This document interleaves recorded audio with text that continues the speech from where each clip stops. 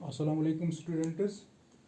आज का जो हमारा टॉपिक है दैट इज़ 12th क्लास के लिए बिजनेस स्टडीज़। टॉपिक हमारा है इम्पोर्टेंस ऑफ डेलीगेशन। डेलीगेशन की क्या इम्पोर्टेंस है। आपको मालूम है कि ये डेलीगेशन है, डेलीगेशन किसको कहते हैं। Delegating of authority merely means the granting of authority. कि ये जो इसका मतलब है कि हम ग्रांट करते हैं अथॉरिटी, हम तफवीज़ करते हैं अथॉरिटी, हम अता करते हैं अथॉरिटी किन को, अपने सबॉर्डिनेट्स को, ताकि वो काम करें लिमिट्स के अंदर अंदर। तो delegation is the process of transferring authority from a superior to a subordinate. यानी कि ये ऊपर से नीचे की तरफ अथा डेलीगेशन जो होती है ऊपर से नीचे की तरफ फ्लो हो जाती है। तो आज का जो हमारा टॉपिक है that is importance of delegation. इसकी कितनी इम्पोर्टेंस है, कितनी अहमियत है। Delegation of authority is necessary for the smooth functioning of A business. यानी कि एक बिजनेस को हम अच्छे से चलाएं, ठीक से चलाएं। As manager can't perform all the functions of his own. क्योंकि एक जो सुपीरियर होता है, मैनेजर होता है, वो सभी फंक्शंस अपने खुद नहीं कर सकता है। Therefore, delegation increases the working capacity of a manager. इसलिए जो डेलीगेशन से क्या हो जाता है, एक मैनेजर ज़्यादा काम जो है उसको वो यानी कि कैपेसिटी जो उसकी है, मैनेजिंग कैपेसिटी, वो बढ़ जाती है। The importance of advantages of delegation becomes clear from the following facts। यानी कि जो यहाँ फैक्ट्स हमने लिखे हैं इससे क्लियर हो जाता है कि इसकी कितनी अहमियत है। इफेक्टिव मैनेजमेंट, दूसरा है एम्प्लॉई डेवलपमेंट, तीसरा है मोटिवेशन ऑफ एम्प्लॉयज, चौथा है फैसिलिटेशन ऑफ ग्रोथ, पांचवा है basis of management hierarchy, and last one is that is better coordination. तो पहले हम बात करेंगे इफेक्टिव मैनेजमेंट। इफेक्टिव मैनेजमेंट किस तरह से हो जाती है।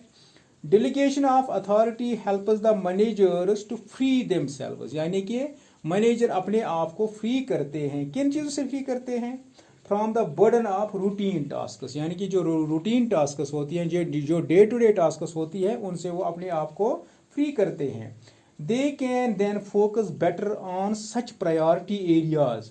तो जब वो फ्री हो जाते हैं वो क्या काम करते हैं, वो प्रायोरिटी एरियाज, जो अहमियत के हामिल एरियाज होते हैं, खास खास पॉइंट्स होते हैं, खास खास प्रोजेक्ट्स होते हैं, खास खास जॉब होते हैं, जो ज़रूरत होती है कि वो खुद उन पे ध्यान दे, खुद उनको देखे, खुद उन पे एम्फेसिस करे।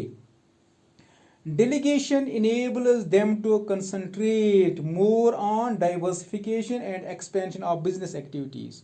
Delegation से ही एक मैनेजर ज़्यादा ध्यान देता है, ज़्यादा डाइवर्सिफिकेशन की तरफ जाता है और एक्सपेंशन ऑफ बिजनेस जो उसके लिए जो एक्टिविटीज़ होती हैं उनके लिए सोचता है, उनके लिए यानी कि एक्टिविटीज़ करता है।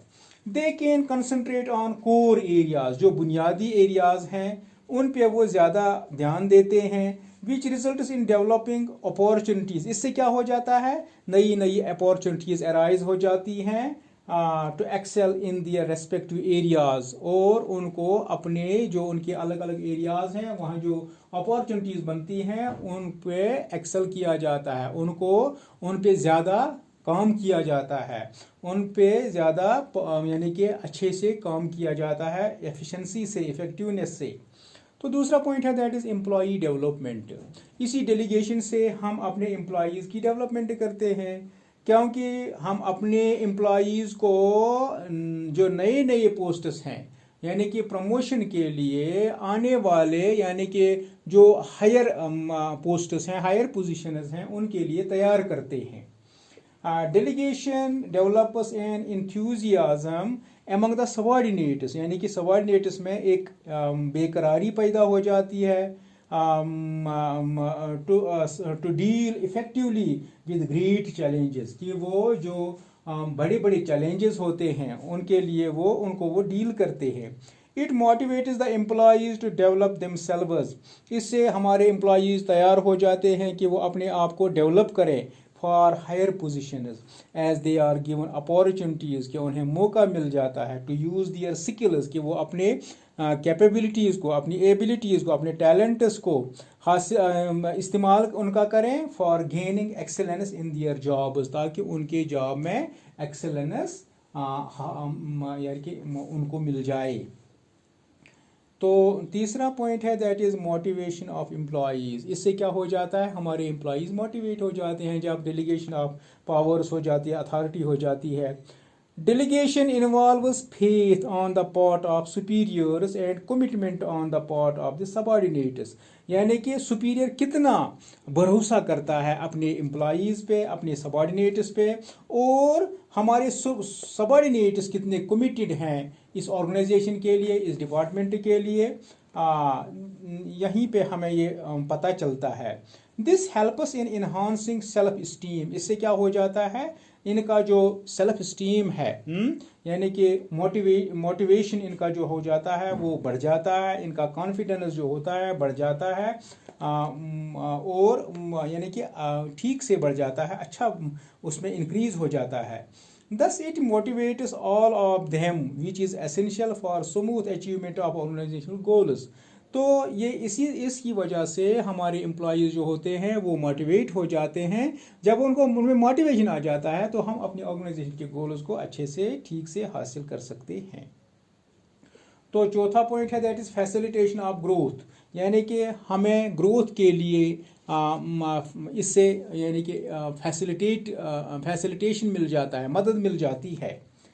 Delegation facilitates growth and expansion of an organisation, यानी कि डेलीगेशन से ही एक बिजनेस के लिए ग्रोथ या इसके एक्सपेंशन के लिए हमें मौका मिल जाता है। By providing trained and experienced personal, जब हम ट्रेन्ड और एक्सपीरियंस तजुर्बेकार जो हमारा वर्क फोर्स है, हम क्या करते हैं, for taking up leading positions in some new projects, वो हमें यानी कि जो हमारा